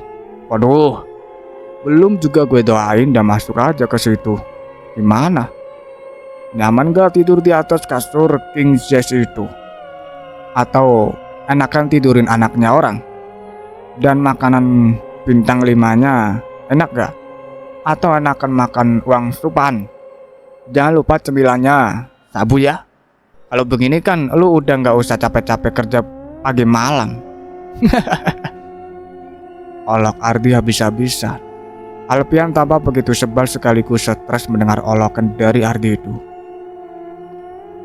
Parah lu. Ntar dia nangis, keluar ingusan lagi, tegur Hidan sambil nyengir. Gak beberapa ini bre, hal ini gue udah ngerasain bertahun-tahun. Waktunya sudah habis, ucap polisi itu. Mendengar itu Ardi dan Hidan pun keluar dan kembali melanjutkan perjalanan ke bandara. Bertahun-tahun kemudian. Ayah, adek, makan sabun. Apa katamu? Ucapannya merasa panik. Itu, lihat, adek makan sabun. Astagfirullah. Jangan dimakan, nanti kamu keracunan sayang. Kalau keracunan memangnya bakalan kenapa ayah? Matilah sayang. Aduh, buang sabun itu. Ayo, ayah bawa ke rumah sakit. Ayah, adek udah lama makan sabun kok, gak mati. Apa? Kenapa kamu doyan sayang? Enak ayah, rasa jeruk soalnya. Ucapnya sambil cengengesan. Astagfirullah. Itulah akhir dari cerita yang berjudul Dia Yang Tak Sempat Kumiliki, yang ditulis oleh Kak Arsita Malika. Oke, terima kasih banyak untuk kalian semua yang sudah setia mengikuti cerita ini sampai selesai. Nantikan cerita-cerita terbaru lainnya dari kami. Sebelum Mang Asep pamit, jangan lupa untuk like, comment, subscribe channel ini, dan satu lagi, see you in the next video. Wassalamualaikum warahmatullahi wabarakatuh.